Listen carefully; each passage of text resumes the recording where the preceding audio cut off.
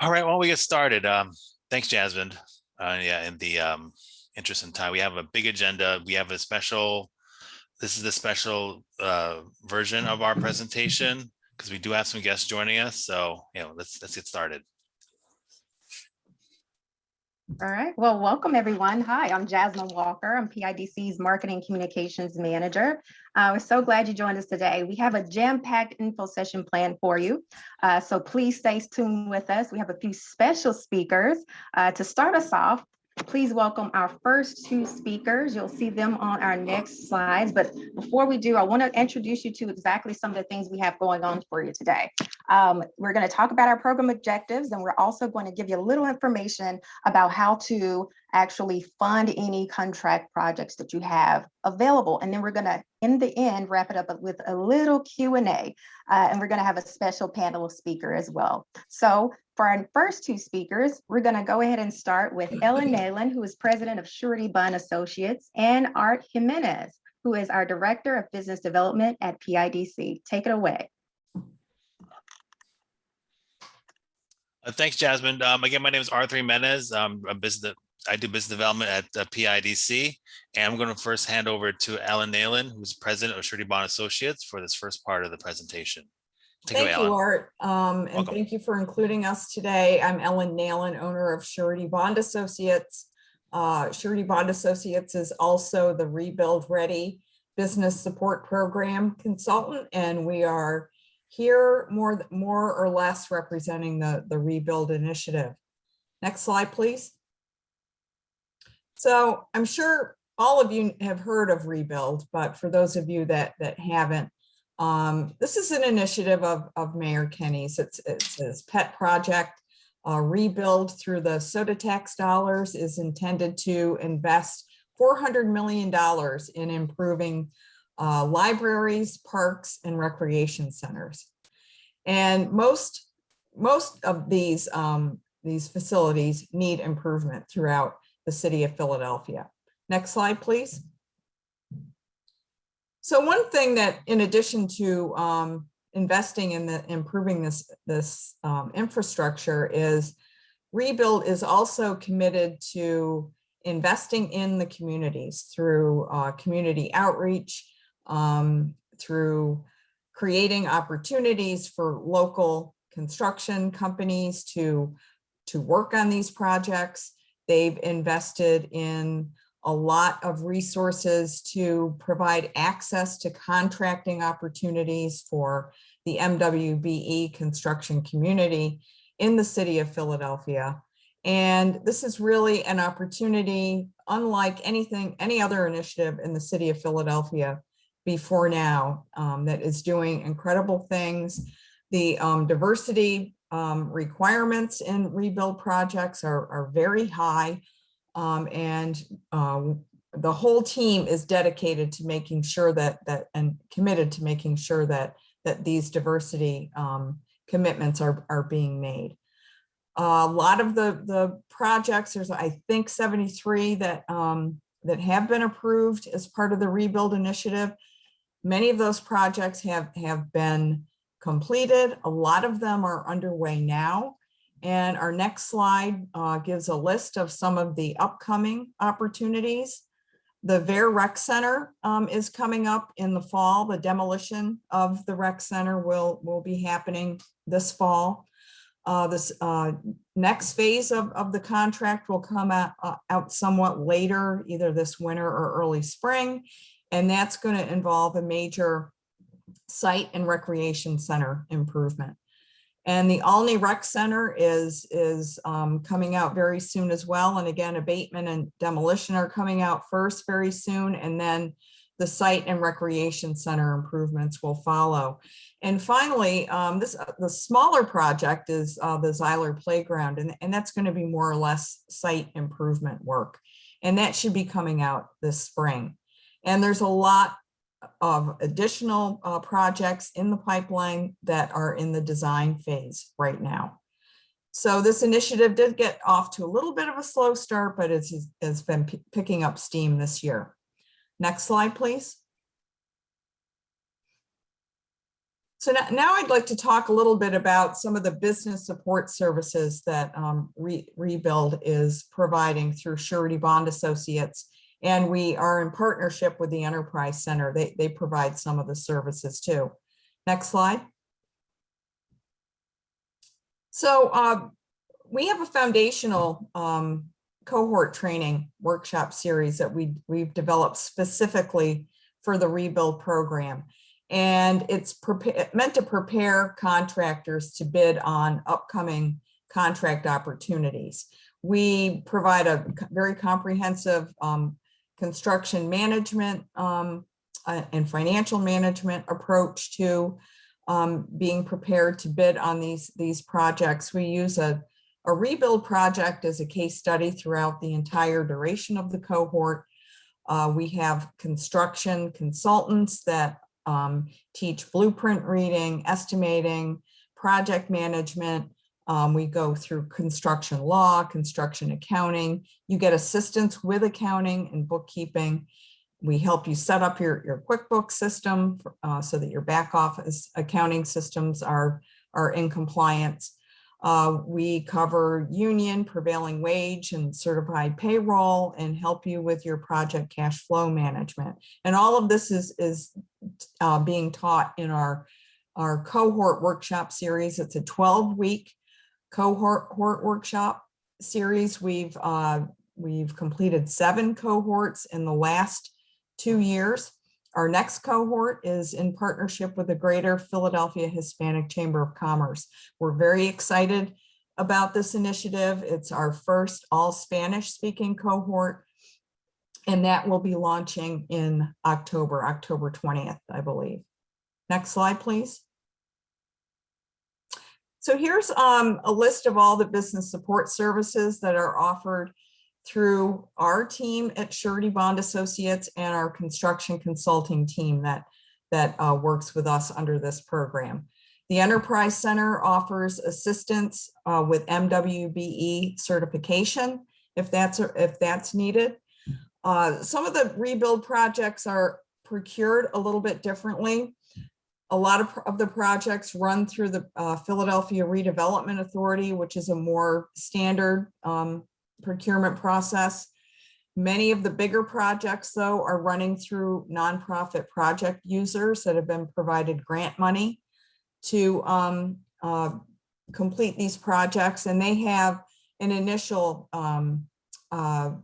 requirement that contractors undergo a pre-qualification process. So we help MWBE contractors complete that process, gather all the paperwork that's required so that they are prepared when the RFQ opportunity arises. We also help with bond applications, the new Rebuild contract loan application that Arthur will be speaking about soon. And again, we help you with your accounting and bookkeeping needs, all of your back office needs. We can help you bid on Rebuild projects. We can help you perform and provide you with project management assistance as well.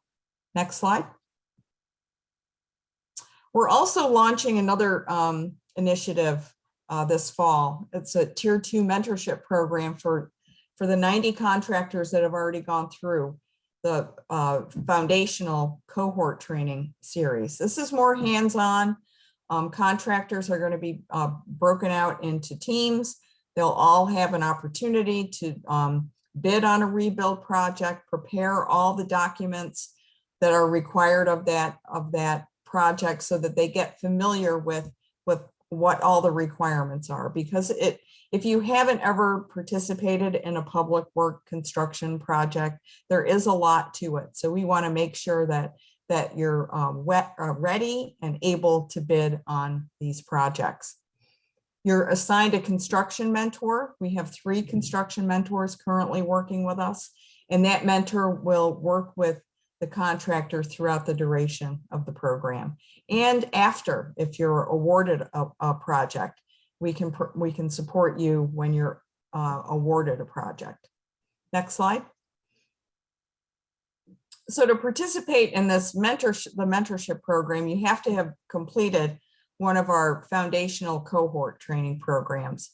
You have to be a GC or a trade contractor and committed to bidding on rebuild projects. You also have to be already approved in the emerging vendor program that I'll mention in a few minutes, or you have to already be certified as an MWBE and in the OEO register. What we're really looking for here are contractors that are ready to move forward and pursue rebuild contract opportunities. You have to be willing to complete the contractor qualification application and provide the supporting documents required of that application. And you really should have contractors with revenues over 250, but we're willing to be flexible on that. Next slide.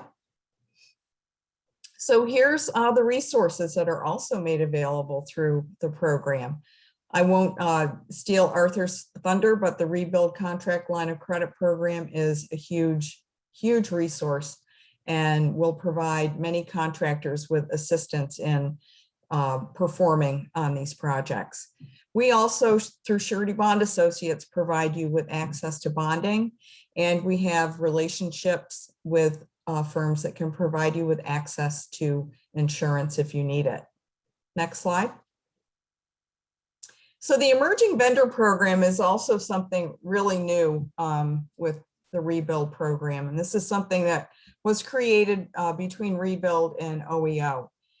And if you're eligible to be certified as an MWBE, you can apply to be included in the Emerging Vendor Program registry. And what that does is it allows you 18 months to gather all of your paperwork and get certified as an M or a WBE or an MWBE. During that time, and this is where it really is very unique, up to $150,000 in contracts can be of contracts awarded to your firm can be used to help meet MWBE goals on rebuild projects. This is unheard of. So it's a real benefit and a real incentive to encourage contractors to pursue their MWBE certifications. And the Enterprise Center, again, is providing access to technical assistance with your certification application. They're also a city certifying agency. Next slide, please. So to get ready, there's a few things you can do. You can sign up for vendor email updates through the Rebuild website. They also have a call for interest form that contractors can complete and be included in a database that all the nonprofit project users look at regularly when they have opportunities to hire contractors. So you really need to get included in that database. That's the first place that they look. You can also get updates on upcoming contract opportunities if you sign up for the vendor email updates. And get certified as an MWBE, or at least get yourself in the Emerging Vendor Program. This will lead to doors being opened and opportunities being created for your firm. And if you haven't done so already, you should sign up for the Rebuild Ready Business Support Program. It's an excellent program, and I can be made available to answer any questions that you have about it. And I think, okay, here's some contact information if you're interested in more information directly from Rebuild. Here's their contact information, and my contact is this slide. So thank you, everyone. Good luck with your MedWeek activities. Thanks, Ellen. Good afternoon, everyone. Again, my name is Arthur Jimenez. I'm the Director of Business Development at PIDC. This is a slide. I'm just going to run through these slides pretty quickly, since we want to give some more time to our panelists and to our clients, our PIDC clients, talk about their experience. So this slide just talks about the overall products that PIDC provides. So we do provide working capital equipment loan, a contract line of credit, which we'll talk about a bit later. a capital project loan, which helps you purchase and renovate a property, as well as a commercial mortgage loan, which is a more streamlined version of that, of a product to purchase property and help you stay and grow in Philadelphia. Next slide, please. Here's a side-by-side slide about the rebuild contract line of credits. I want to really highlight the biggest opportunity here is the grant opportunity. Because of our generous funder, JP Morgan Chase, we are able to provide a mobilization grant of up to $5,000 that could be used towards payroll, supplies, equipment fee, any fees related to rebuild contract. The application must include the details for proposed grant uses. So perhaps you can include a list of expenses, mobilization expenses on your application, and then we'll look at that for what the grant can fund. But the rebuild contract line of credit has a very discounted interest rate of 1.5%, and that's an annual interest rate. So it's not a per invoice charge. So you will only be paying a fraction of that if your invoice is outstanding, let's say for 60 or 90 days, because it's a fraction of a year. The loan amount is from $50,000 up to $300,000. I've heard some questions about if it can be lower than 50,000. I think we can look at that on a case-by-case basis. You know, we want to really help out any type of contractor that has a rebuild contract. So if you have really a small one and it makes sense for having a small line of credit, I think we can definitely look at that. Just compare that to the traditional line of credit, which has been around for years now. The rate's a little bit higher, still pretty low. It's 3.5%. The term is 12 months, just like the rebuild contract line of credit. And the loan amount's about the same, $50,000 to $500,000. And really, this is meant to bridge receivables, just help you get paid faster. That's really the intent of this program. Okay, next slide, please. And here's a detailed slide about the process. I would just say it takes about 30 to 45 days to get through our application and underwriting process. This just breaks, I'm not going to read this. It just breaks down the process of how, what the applicant should expect. But our loan committee does meet every 2 weeks. So we move pretty quickly, and it's really a matter of time of a function of time of how quickly you get your documents, how quickly we verify those rebuild contracts. And then we have a loan committee frequent enough to be pretty nimble on this. It says there $250 application fee. We've waived that for this year because we want to encourage as many applicants as possible. So again, now is the time to apply. There are some closing fees involved. It's up $1,250, or if it's a smaller contract line of credit of $50,000, it'll be reduced to $750. Okay, next slide, please. And here's just like any loan, we do look at they call the 5 C's of credit: your character, collateral, cash flow, capital, and conditions. I won't go into too much detail on this, but the collateral on these rebuild contracts most likely will just be the contract itself. So we're trying to make a underwriting as streamlined as possible. We do a credit check. We do not have a cutoff credit score. As long as you've been paying your debts on time for the past 12 months, you should be okay. And we do look at the cash flow of your business, but again, it's more, this underwriting is more geared towards the rebuild contract itself. Okay, next slide, please. So this is a screenshot of the online application. I will send you the application, or someone on our team can, if after we set up a call, and just make sure that we're on the same page and make sure you qualify for the program. The application takes about 10 minutes to fill out, and at the end is where you upload all your documents. Okay, next slide, please. So here's a list of the documents you need to upload. Is a copy of the contract, the project budget, the credit consent form, tax certification, 3 years of business tax returns, personal financial statements, interim financials, personal tax returns for anyone who has more than 20% ownership. And then at times we do ask for supplemental information like your resume, some appraisals.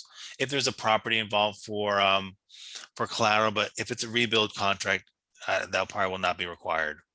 And then we also ask for 3 months of your banking statements. Some of these documents will probably be asked after loan approval. So not everything needs to be provided. Okay, next slide, please. And then we do have asked for to go through an exercise of projecting your cash flow on your rebuild project, and we can help you fill this out. This really is a good exercise to go through, just so you understand what the potential delays are from when you incur the expenses to when you bill, those rebuild projects, and when you expect to receive those payments. So you'll see on the bottom, there's a cash flow that helps us understand what's the outstanding extending amounts at the time, and that helps us estimate the contract line of credit amount. Okay, next slide, please. And the minimum collateral, like I said, all our loans require personal guarantees, but majority of the time, the rebuild contract is sufficient for collateral. Okay, next slide, please. And that's all our contact information. This is the whole team here. So I will put my, thank you, Marcus. Marcus put my my contact information on the chat already. So feel free to contact me. You can call actually my office number there, and it will go straight to my cell phone.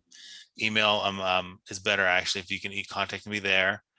And yeah, and I'll take questions about this product at the end. Next slide, please. And here, this is where I like to introduce our special guest, the project user. His name is Harry Tapia, who works with HASE. And HASE is a nonprofit, 501c nonprofit community development organization. It was started in 1982 to respond to the need of the economic empowerment in the Latino community. Harry Tapia is the director of operations of HASE, and he's been overseeing the rebuild projects. And we've asked him to give us an overview of the Rivera project. So thank you for joining us, Harry. Hey, thank you for having me, Arthur. Next slide, please. Perfect. So good afternoon. Again, as Arthur mentioned, HASE was awarded the Rivera Recreational Rebuild Project. It's the first and the biggest, or the biggest so far to date. It's a $15 million project that we are about 5 months into. Next slide, please.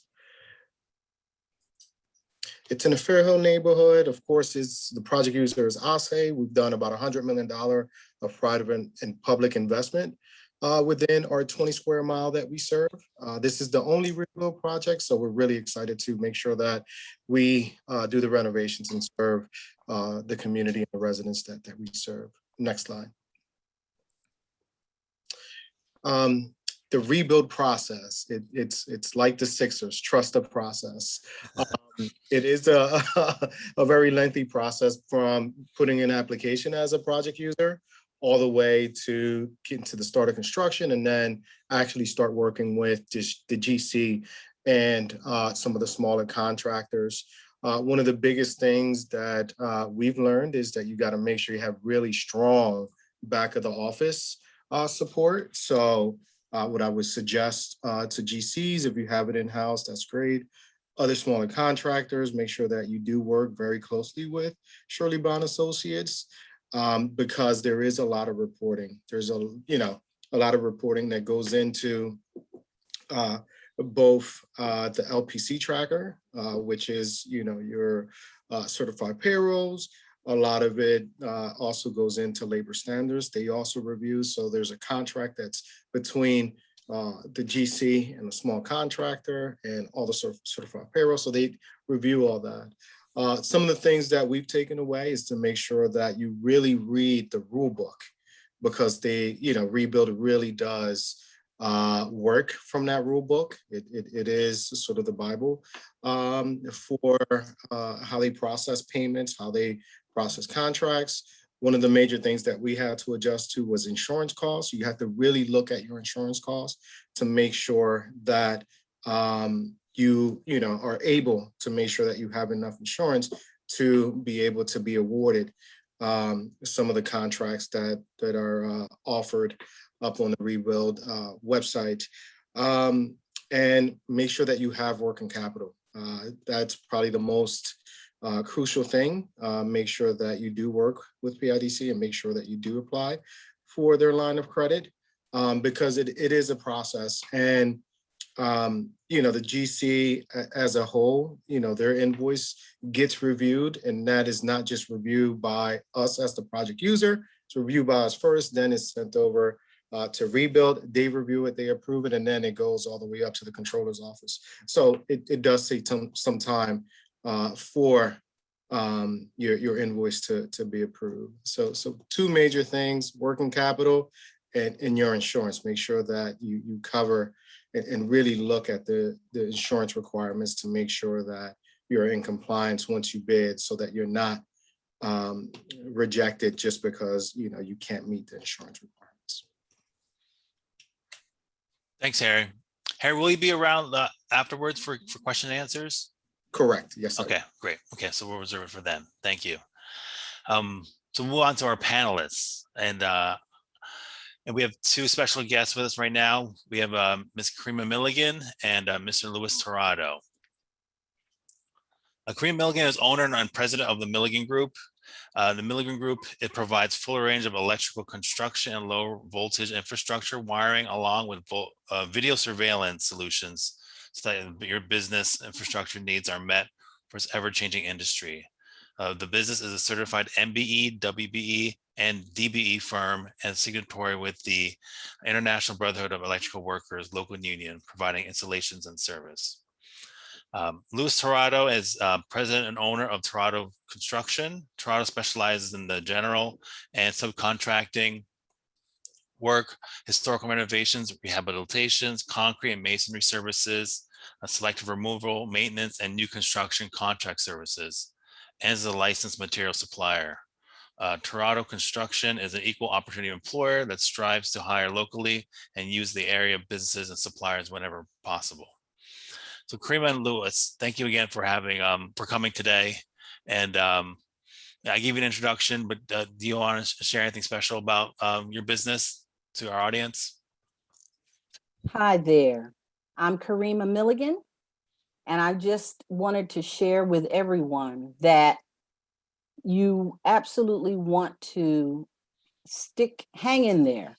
I've been in business now, we're going on 12 years, and you simply have to continue to educate yourself and utilize PIDC and all of the opportunity that is out there to assist you in learning and building your business. Marla Hamilton was truly phenomenal with regard to staying on me to get out of my own way and allow someone to help, allow PIDC and other groups that are there to help us to do just that.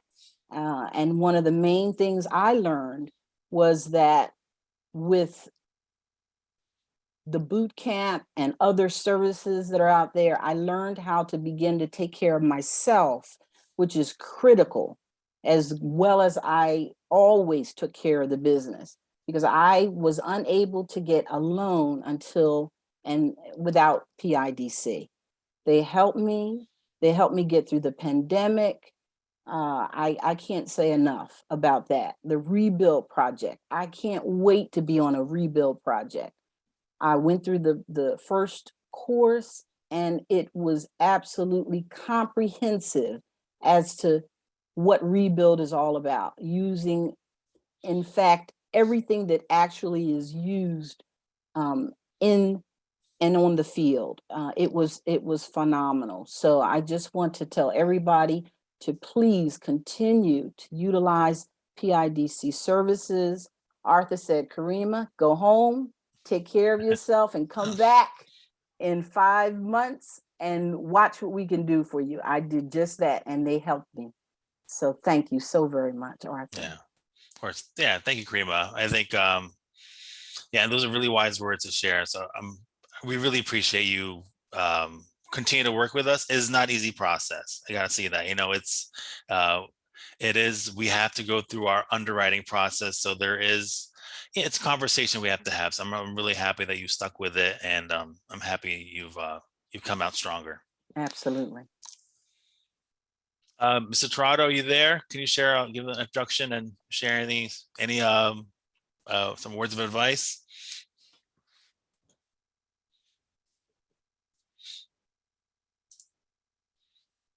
If you are, you might be, you're on mute right now, so just check on that.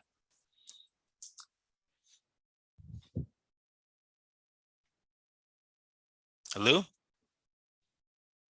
We can't hear you.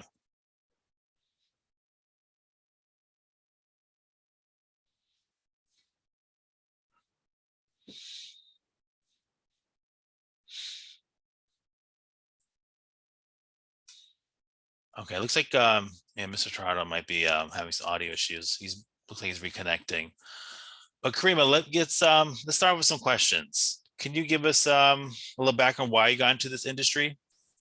Yes, for over 30 years, actually, my husband and I, we were in the electronics and communication and networking field. And what we did was we installed and supported all types of electronics, including old phones that were just starting with voicemail. Can you hear me now? I can hear you, Louis. Thank you. Oh, go ahead, Karima. All right. And that led us to the infrastructure that supported these electronics. And then that led us to the union. And then that led us to the school district. And the school district led us to doing video surveillance because of the way the world was going. And then that led us to literally electrical construction, because many of the components that we were installing needed power. And so literally from electronics and sound and communication, we are now actually doing electrical construction and full low voltage infrastructure. So and I just wanted to be in business because I really wanted to have more control over my time and family. And it's been nothing but worthwhile. Yeah.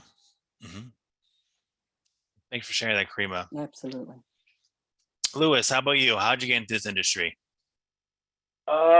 This industry came to me. I was born to do Chicago. I was born this way.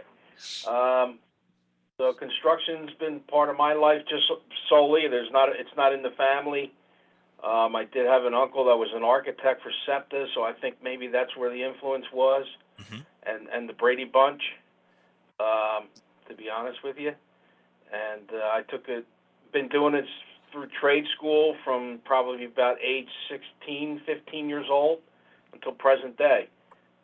Started from the ground as a drafts person, worked my way up, picked up lunches for the guys in the office, got their suits ready for their next week, did whatever I had to do, and just over the years, you just take these little stepping stones on your way up. At the same time, go to school at night. I went to community college, went to Temple for a couple of years, and I went to Drexel at night for construction management. So I have an architecture, I have a construction management, and I also own back through trade school, in construction-related items. Been around 25 years, and I just kind of wanted to talk about rebuild since we're on the rebuild topic here. There's a lot of rebuild projects that came out. I mean, we bid probably most of them. We bid 14, and we were successful as a sub on 2. So that ratio is not so good. But we are still going to try. We're still pursuing rebuild work. I think on the rebuild side, maybe a little bit more oversight with the larger general contractors. Make sure that people like myself get shown, that are actually or vetted out to say, hey, did you bid this project? I never got a phone call directly from anyone in rebuild to really go around and confirm that projects that are being bid correctly by the right people and there's no shenanigans going on. That's where my concern is. We built the Riviera Rec Center, same thing there. We built a couple packages there. We weren't successful with that, whoever the awarded contractor was. I think it was, I forget their name. But we're going to continue to try. Recently we bid one as a GC Prime, and we haven't heard anything, so hopefully we have a shot at that. And there are some other projects coming down the road, and we're going to continue to give it a try. But to be honest with you, right now our ratio is fairly, if you bid 14 jobs and you're awarded 2, that's not a good bid-win ratio for us. No. So a lot of times, there's a lot of investment involved in bidding this kind of work. Right. And, you have to make a professional business decision. Is it worth our efforts and our dollars in estimating to pursue? But I think the program has taken a turn. I think Rebuild's initiative is really what I would say is they're practicing what they preach. And I didn't see that in the past few projects. The past few projects were all about who's the low bidder and not best value. And that was my argument is, you can't go for the low bidder on a best value project. Best value has a meaning, and you have to kind of take that analysis out of the equation. But your typical large general contractor doesn't think that way. They're just bottom line numbers. And, it's unfortunate. We probably missed out on a lot of opportunities because of lack of oversight, I'm going to say, from Rebuild side. But I think they're trying to change that going forward. Okay. And we could take a step back. I'll let you answer this question, Louis, first. What's the value you think that a MBE or WE firm brings to, city projects, but Rebuild in particular? Why should they choose you?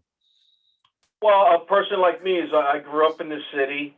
My company's diverse regardless of what regulations are thrown in there as far as diversity. Our crews are always diverse. I'm diverse.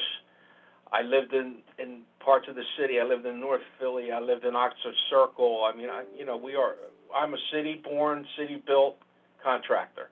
Mm-hmm. But we also still have challenges. Rebuild, some of the projects are large, and we're just not able to get bonding for that capacity. And in the end of the day, you can only bid directly what you can bond. So, that's a challenge also. There was a recent project, Heitzman. We liked the project, but the scope just got too large.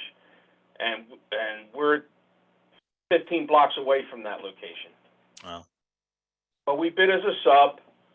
There was a little bit of work for us, but, I'm not really that excited about who we bid to and if they're even going to call us back.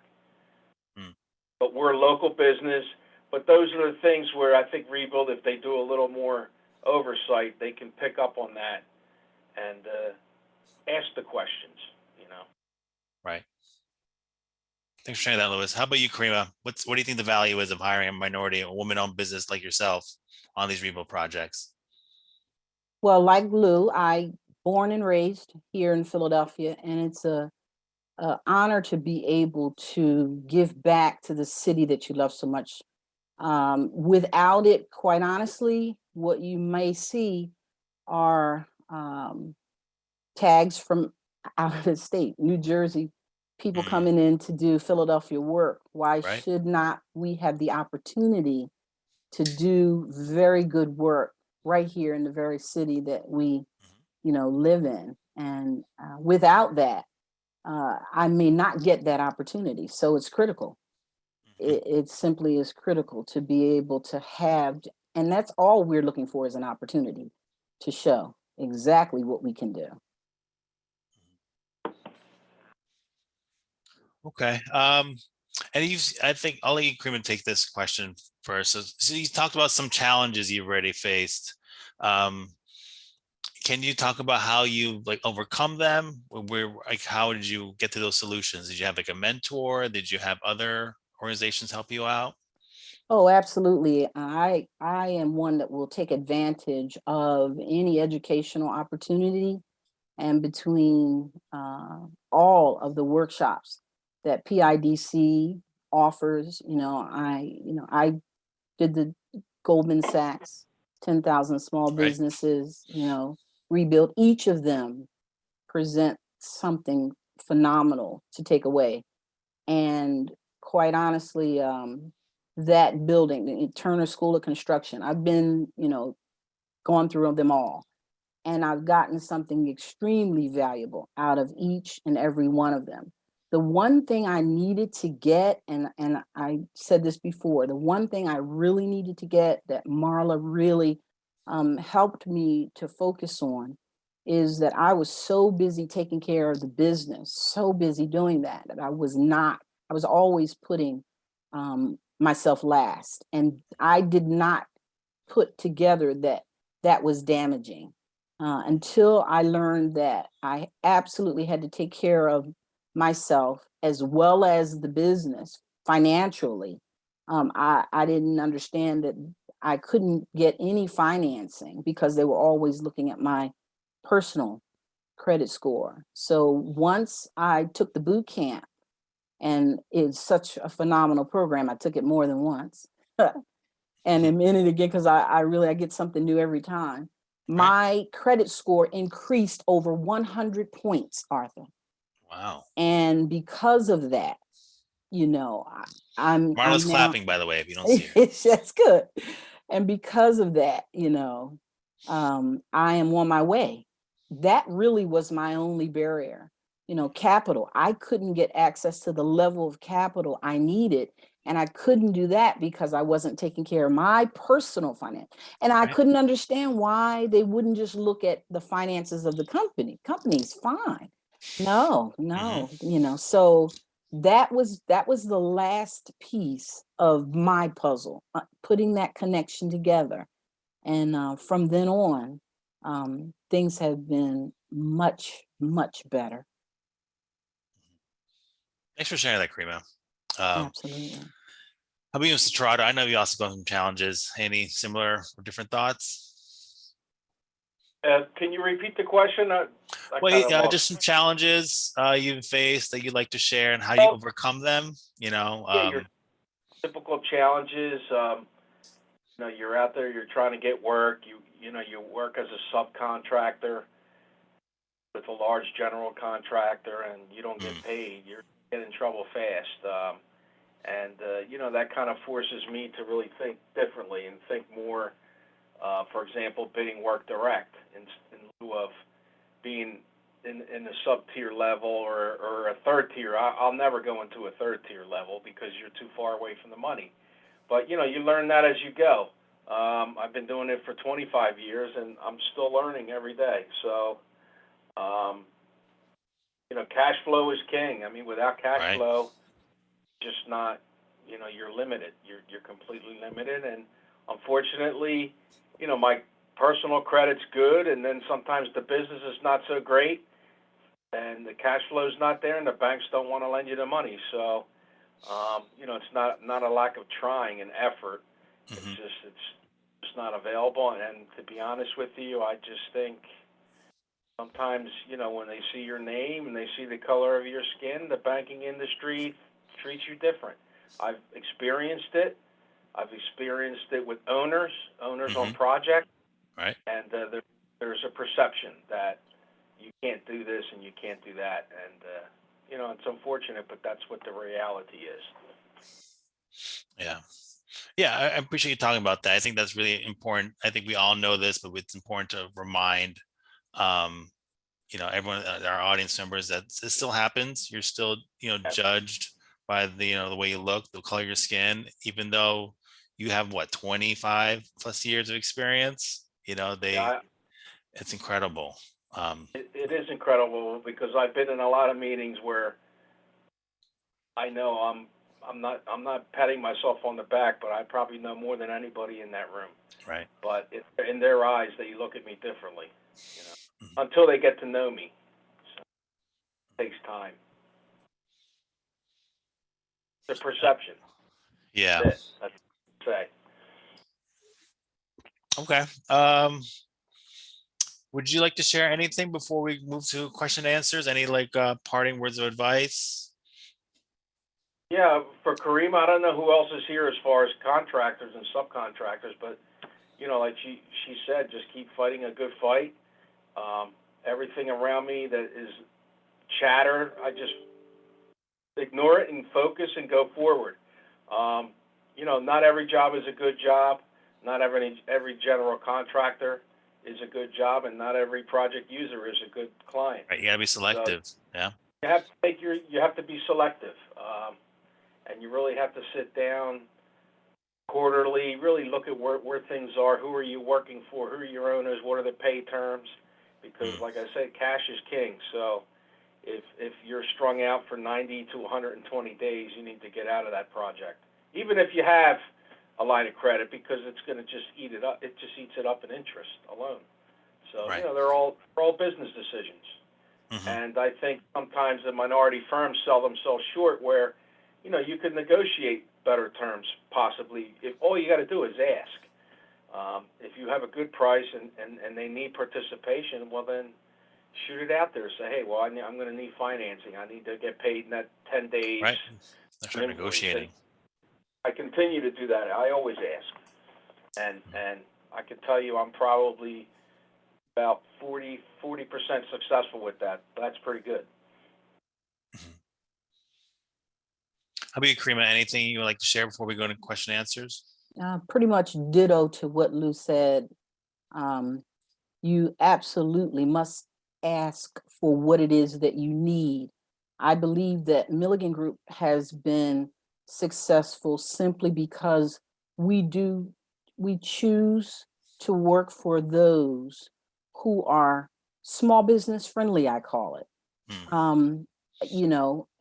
Have no problem with having a conversation as to what it is that we need, because we're going to absolutely provide what you need. So it's simply a negotiation. It's critical.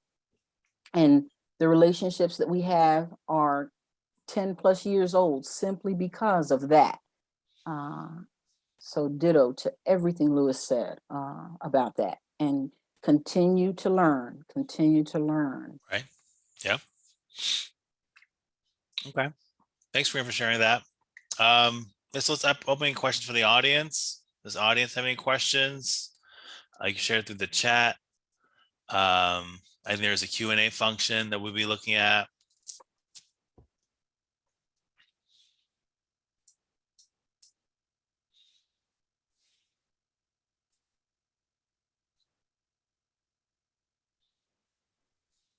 Arthur, if I can just say, Go ahead.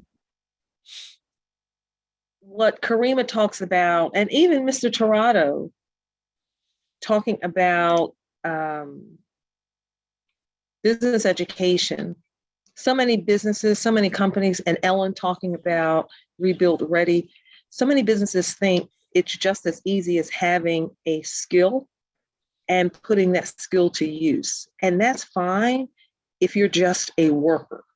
But if you are going to be an entrepreneur and a successful entrepreneur, it is not just about your skills and getting the job. You have to understand the nuances that come along with business. And that is where so many small businesses start to not realize the growth and success that they could. And so everyone, I think Karima, Mr. Torado, and Ellen talked about opportunities for business education. So whether it is the workshops that PIDC offers to try to address those issues, whether it is some of the other business education programs.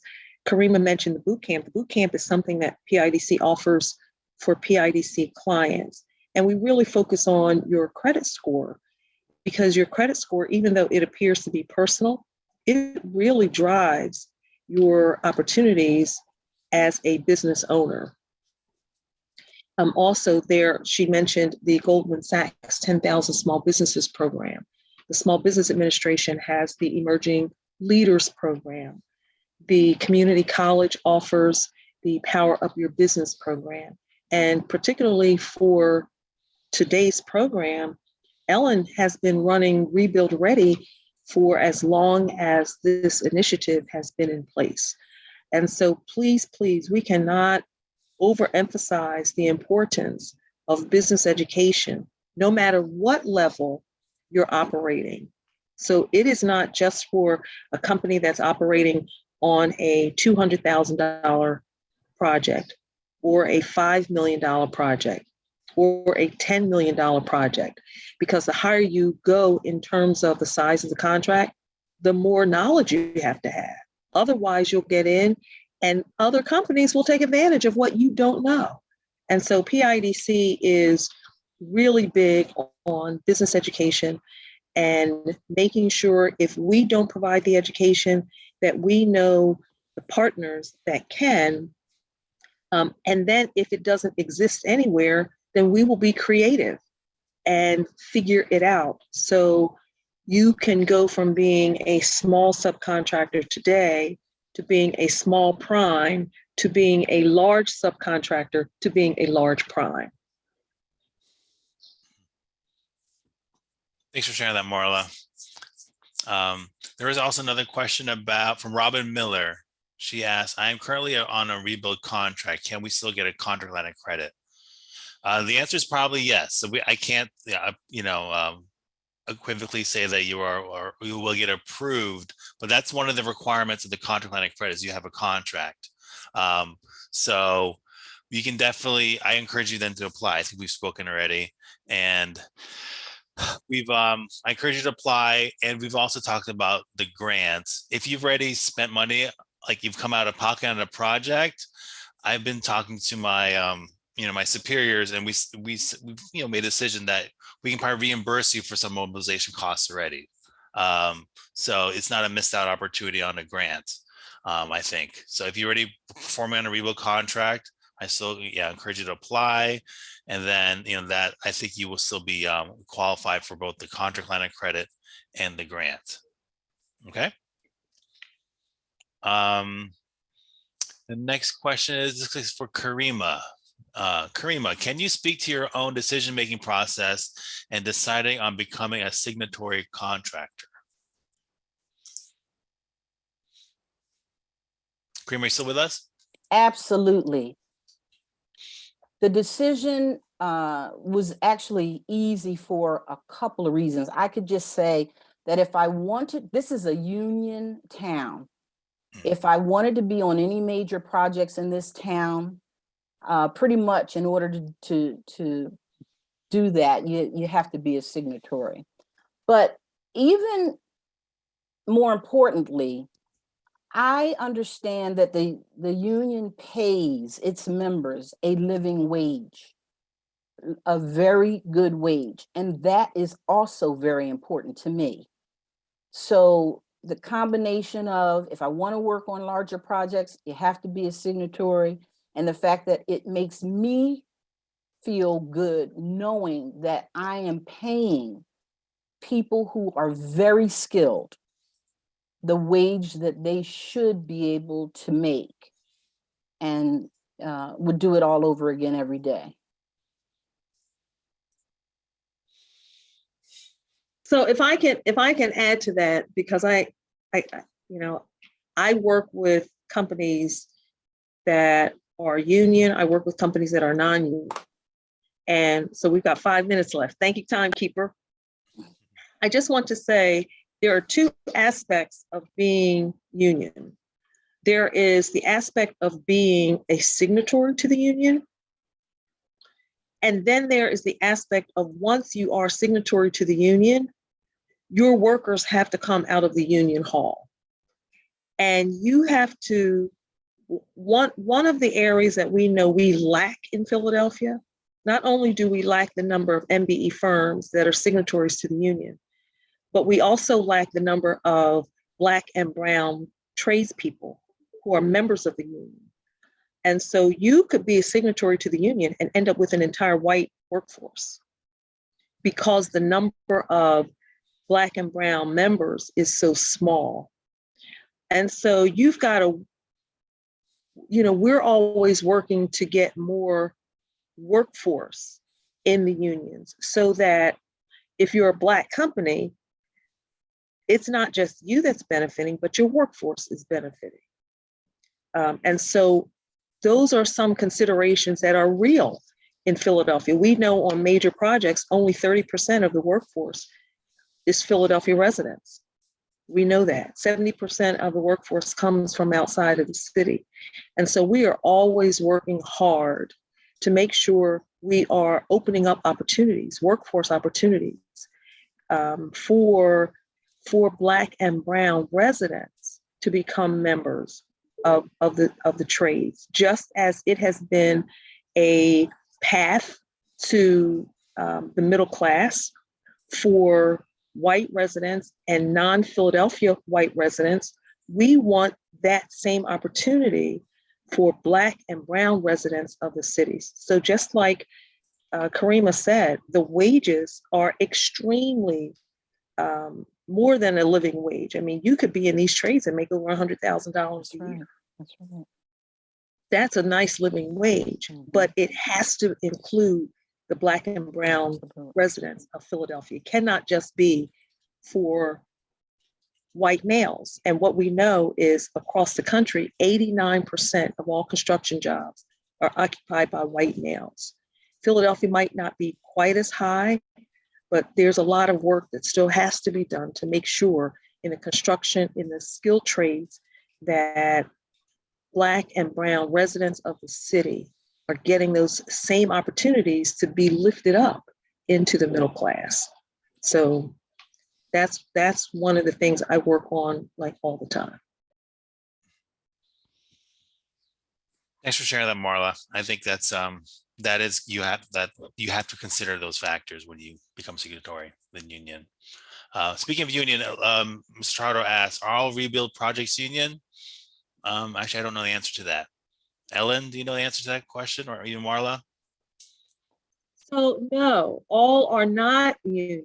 And so there are certain projects based on size where they will be union, and there are some based on size where they will not be union. So it really makes sense for everyone to make sure you are on the mailing list with Rebuild, so you are getting their newsletter. Ellen is really the best contact that you've got right now, because Ellen works so closely with the Rebuild staff. There's Iola. So can Iola speak up, say something. We've got 1 minute left. I'm going to be quiet. You say something. I just wanted to add, if I could, the union requirement depends on whoever the GC is that is selected by the project user. So if it's a union GC, then the subs will be union subs. That's kind of how that works. And there just aren't a lot of large GCs in Philadelphia that are not union. Interesting. So we have 1 minute left. Any last questions? Or Iola, do you want to speak up? Give a shout out before you go, before we wrap up. Or any other questions for any other attendees? Okay. I think there's one hand raised. Is that? Is there a hand raised? Robin Miller? Yeah, I think we got that question. We got it? Okay, great. And Robin, I'll follow up with you. I know we've been talking over email, so I'll follow up with you afterwards. It is 2 o'clock. Marla, do you want to give some parting words? No? You think you've spoken enough already? I'm just so glad that the team will be assembled for this webinar. This is amazing. Thank you, Ellen. Thank you, Lewis. Thank you, Karima. Thank you, Harry. Thanks everyone for coming together on this really special event and sharing all your knowledge about rebuild projects and just projects in general and the challenges of working in the city. Thank you again. And you have our contact information if you have any other questions, and please look out for our future workshops like this one. It's about the SBA webinar about the EIDL program. EIDL's still changing, so you got to be on top of that, those changes with the workshop. Okay, and then, yeah, we have our future contra line of credit webinars happening still bi-weekly. Next is October 20th and next is on November 3rd. Okay. I think that's it. Thanks everyone for your time. And Thanks, Arthur. thank you, Witty Gritty, for helping us out. Thanks again. Thank you.